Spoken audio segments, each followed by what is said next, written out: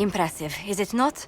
Fit for a leader, meant to show influence and the burden of it. It is where the Inquisition will sit in judgment. Where you will sit in judgment. Who will I be judging, exactly? Those who have done wrong. You will know of them, at the very least. All this presumes they have survived their initial encounter with you, of course.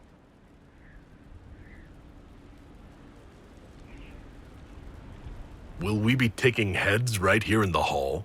Goodness, no! If such an option is available, it will be done elsewhere. And it may not be necessary. The Inquisition's sovereignty is derived from the allies who validate it. You are both empowered and bound. Justice has many tools. If their application is clever, execution may even seem merciful by comparison. Is there anyone I should judge? Take the throne when you're ready. We will bring him before you.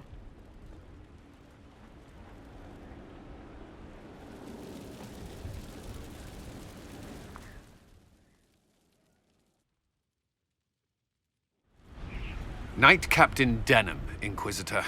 He awaits judgment for serving the Lord Seeker at Therenfall Redoubt.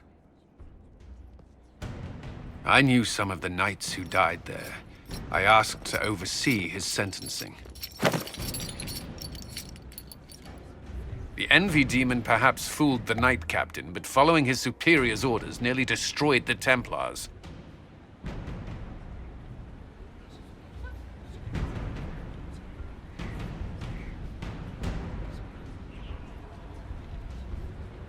I hope the Knight Captain is lucid enough to understand what he's done. I only did as I was told. Knowingly or not, you condemned your brothers and sisters to death. You would have done the same if you hadn't abandoned the Order. I served faithfully. It went red after what the Lord Seeker told me to do.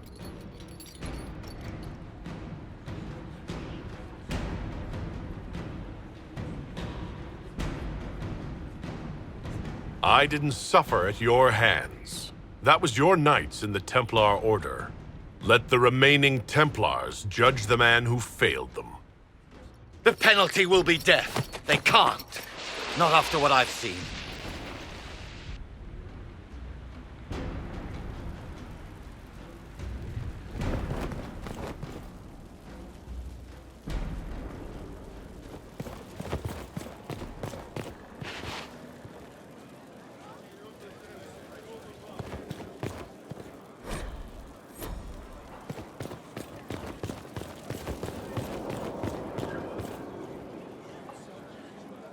Someone emptied a whole bag of turnips into the fire.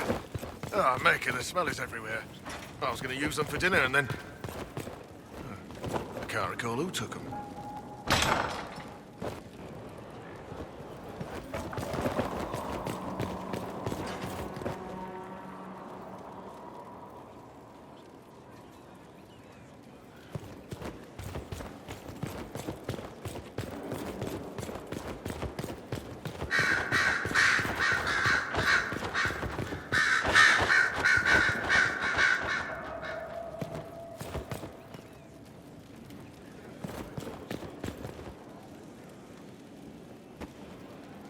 Brilliant, isn't it? One moment you're trying to restore order in a world gone mad. That should be enough for anyone to handle, yes? Then, out of nowhere, an archdemon appears and kicks you in the head. What? You thought this would be easy? No, I was just hoping you wouldn't crush our village like an anthill. Sorry about that. Archdemons like to crush, you know. Can't be helped. Am I speaking too quickly for you?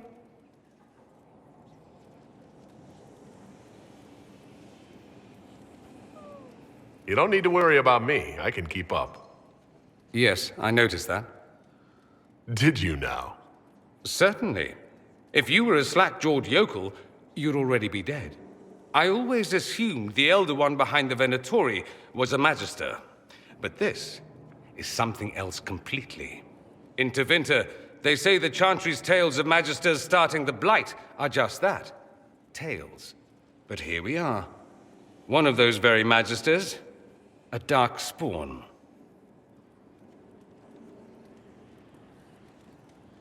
Who does the Imperium say started the Blight? You know how it is. Not us. They say Darkspawn were always there. Magisters and the Blight aren't even related. Is that a surprise? No one wants to admit they shit the bed. But if Corypheus is one of the Magisters who entered the Black City and he's Darkspawn, what other explanation is there? Why does that make you angry? Because the Imperium is my home. I knew what I was taught couldn't be the whole truth, but I assumed there had to be a kernel of it, somewhere. But no, it was us all along. We destroyed the world. You didn't do anything. Those men did, 1,000 years ago. True, except that one of them is up and walking around right now. Not to mention I have idiot countrymen who would happily follow him down that path again. I have no intention of letting Corypheus win. Not without someone from Tevinter standing against him. It would have been nice if you'd helped stop Alexius. But that's not how things went. So be it. If it's all the same to you, I'd like to stay and help the Inquisition.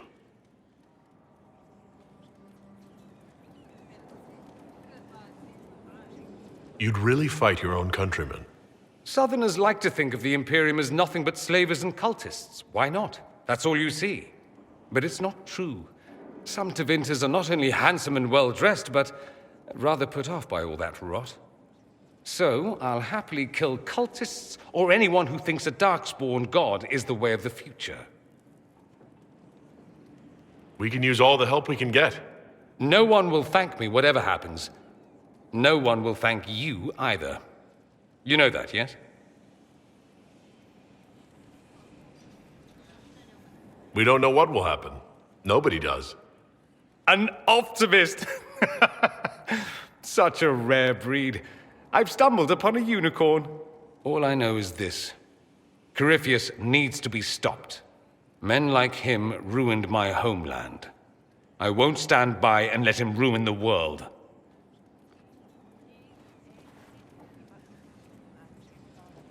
Oh, and congratulations on that whole leading the Inquisition thing, by the way.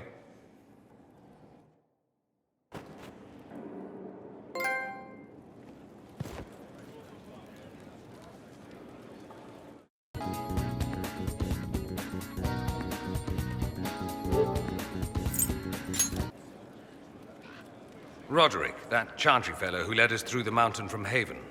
You know he died, I assume. Got us as far as the camp, and then that was it.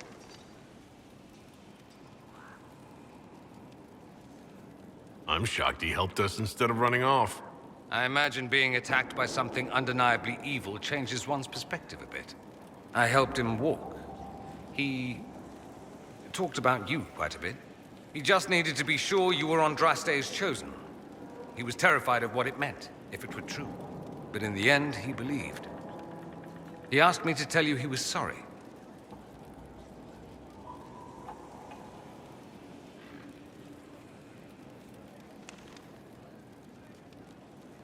It seems he was a good man after all. Sometimes you discover things where you least expect. Anyway, we can talk about something else if you'd rather.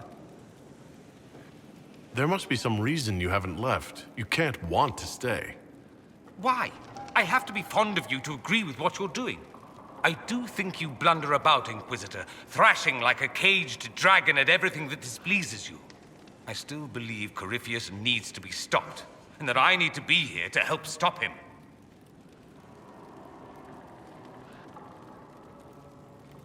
Why is that so vital to you? There must be a reason. I'm just whimsical that way. Of course there's a reason. Corypheus was a Magister. He represents everything dark and terrible in my country. I have to help.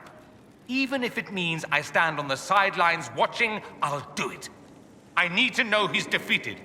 If that's meaningless to you, then tell me to go and I will. No, I'm not asking you to leave. Excellent. Then let's not belabor it further. So, I assume you're Talvashoth or something like. Why would you assume that? If you weren't, you would have split my skull open at our first meeting before I said a word. Centuries of warfare with the Qunari do lead to this state of affairs. You've encountered Qunari before? Qunari raids are rather old hat for anyone from the Eastern Imperium. Although the attacks aren't quite the rampaging wars of ages past. Now we're like two angry dowagers who only remember to spit at each other when they pass on the street. Did you meet any Qunari personally? None who weren't rushing towards me with a sword. I was too busy running in the other direction to say hello. I've met some Talvashoth in my time, however. Mercenaries and a few merchants. They're not the same as Qunari. Might easily be a different people altogether. No one in Tevinter has issues with Tal Vashoth? I didn't say that. Prejudices are deeply rooted back home. But I have more sympathy than most. A personal failing, some would say.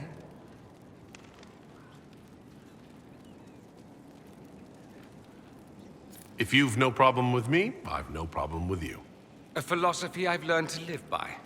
No issue with my being Inquisitor, then? None that specifically involve you being so very, very large. No. Good. It occurs to me that I barely know anything about you. Beyond my being a mage from Tevinter, you mean? Beyond that, yes. And beyond my being so charming and well-dressed, which is obvious to anyone.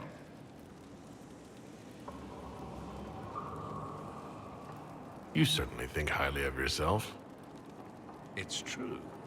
I could be more modest, but I'd be lying. Now, what was I talking about? Ah, yes, me. I am the scion of House Parvis, a product of generations of careful breeding and the repository of its hopes and dreams. Naturally, I despised it all. The lies, the scheming, the illusions of supremacy. That's Tevinter in a nutshell, isn't it? Needless to say, my family was not happy with my choices. Why would your family be upset with your choices? Because I rejected their idyllic plan. If they had their way, by now I'd be married to some unlucky girl from a powerful family. We'd live in luxurious despair, despising each other as I waited to take my father's place in the magisterium. I declined the honor, and thus it's best I'm far from home. Less of an embarrassment that way, you see. What did you mean by generations of careful breeding? The great families of Tevinter don't have children. They refine traits, weed out the undesirable, and promote the rest. My mother was chosen for my father because magic runs strongly in her blood. Never mind that they loathed each other. They wanted a son who could become Archon to make House Parvis the envy of the Imperium. They got me. A cautionary tale that you should be careful what you wish for. I'm getting the impression you don't care much for your homeland. On the contrary, I care for my homeland a great deal. There's so much potential. Sadly, we squander it. We refuse to acknowledge how far we've fallen because pretending is easier. We pretend the Qunari can be beaten. We pretend that we're superior to everyone, even our own people. Not everyone feels that way. I don't. Sadly, we're the minority. It just seems so much of what you say about the Imperium is entirely negative. It might sound that way. For all our faults, my people have many virtues. We are laden with history and culture. Tevinter is where Thedas truly began, remember? We treasure our past and preserve it. You can walk down a side street and find nothing built during the modern ages. And despite appearances, we care. Deeply, about everything. We have no reserve, not in war and not in love. If I truly believed my homeland was beyond all hope, I wouldn't miss it so much. Why remain with the Inquisition? Why not go back to Tevinter? I'm not exactly welcome back home. Not that it matters, I'm quite accustomed to being a pariah. It adds to my charm. I can do more for Tevinter here. If the Venatori succeed, it'll set my homeland back 1,000 years. I'm sure some magisters would disagree, but that's why we kill them. I think I've heard enough. That's too bad. I never tire of talking about myself. I should go. Try not to kill anyone without me.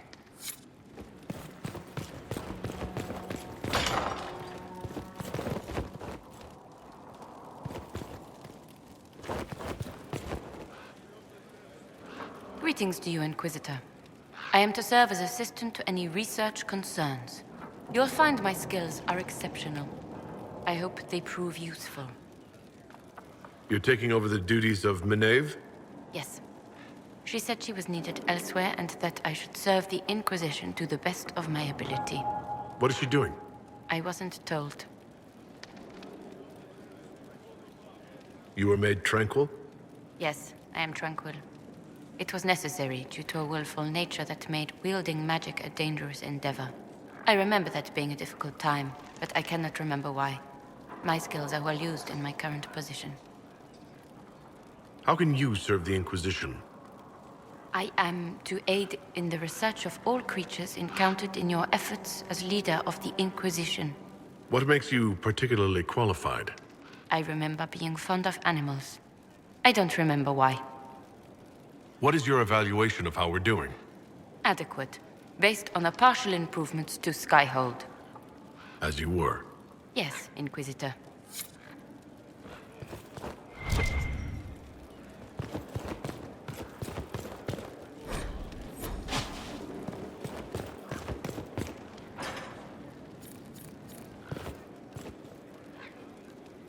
Oh, Inquisitor, greetings. I was recently appointed by Sister Liliana to keep her books in order.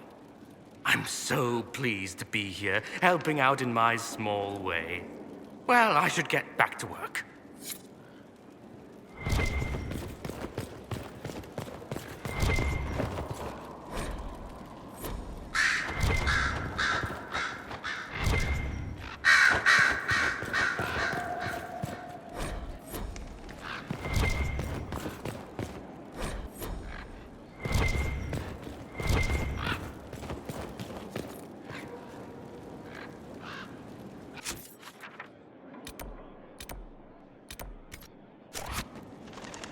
I'm sorry. So am I. The names of those we lost. You must blame me for this.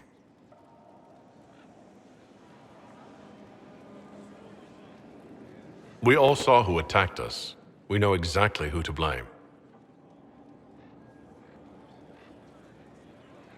I keep wondering if I could have done something different. When the first of my lookouts went missing, I pulled the rest back, awaiting more information. If they'd stayed in the field, they could have bought us more time. I was afraid to lose my agents. And instead, we lost Haven. You look out for your people. That's a good thing. Is it? My people know their duty. They know the risks. They understand that the Inquisition may call upon them to give their lives.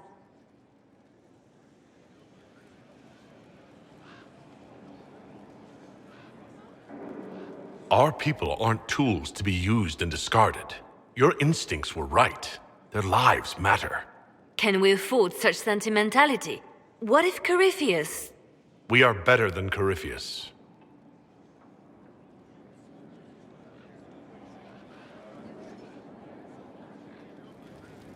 Our agents have encountered more followers of Corypheus, these so-called Venatori. Their leader, Calpurnia, has them searching elven ruins. For what, I do not know. I propose we stop the Venatori before they find what they seek. Do you know anything about Calpurnia? Only that Calpurnia is a name from ancient Tevinter legend. An unusual one. She was a priestess of Dumat, foster mother to the founder of the Imperium. A name like that is meant to assure the Venatori they follow in the footsteps of legends. We must prove them wrong. I'm pleased to see my spymaster is on top of the matter. I try. These Venatori have been shadowing a merchant called Vicinius on Calpurnia's orders. They've investigated his finances, surveyed his warehouses. I propose that you meet with Vicinius. Flatter him. Find out what he knows of Calpurnia. Vicinius sounds like a Tevinter name. Born in Tallow. Although he claims to be from Virantium, he sells rare oils and amber, and prefers red wine to white. What side of the bed does he sleep on? He's unremarkable. I cannot think why Calpurnia would care. What if Vicinius is as much in the dark as we are? It never hurts to eliminate an avenue of inquiry. And we should tread lightly with the Venatori. They have contacts and spies, just as we do. The sooner you speak with Vicinius, the better.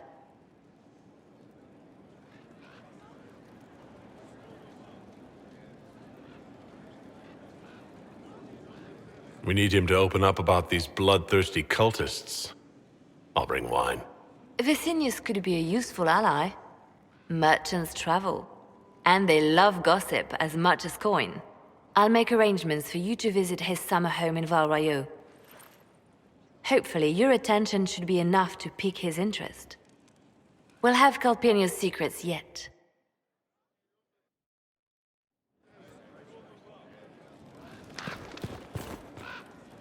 At your service, my lord. The Divine's death hit you hard. How have you been feeling? Oh, you are referring to my outburst in the Haven. I am much better now. Justinia was such a dear friend, and there were so many things going wrong. Sometimes it's best to talk these things out. I was there when the hero of Ferelden defeated the Archdemon. It took a great sacrifice, but it was worth it. We won the day, and I thought the Maker smiled on me. When the Divine requested my help, I went to her. I owed her that much. I sacrificed so much to do the Maker's work. But now, Justinia is dead. I was angry. I felt betrayed.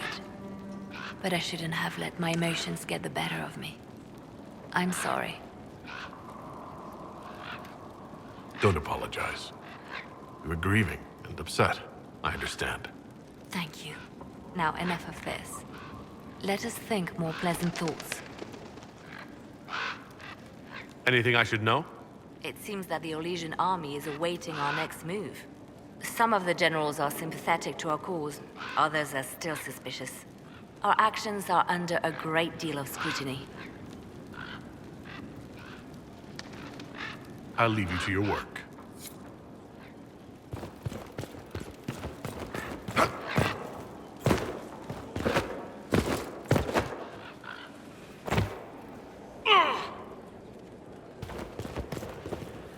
Sleep well?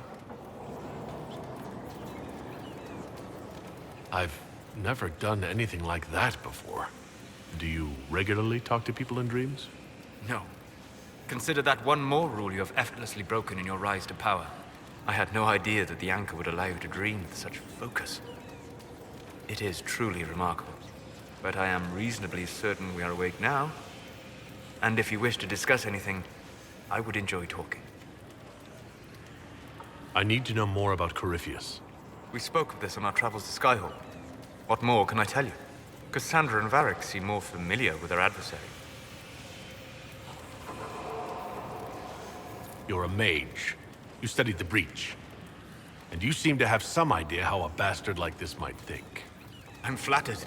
I claim no secret wisdom, but I will guess as best I can.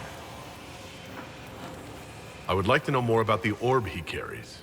As I said, that must be the means by which he created the breach. I suspect the blast that destroyed the Conclave was more accident than anything. The result of unlocking power that had sought release for ages. What I cannot understand is how he managed to survive such an explosion. You said that you believe the orb is Elven. I never would have believed a Tevinter mage could unlock such a powerful relic.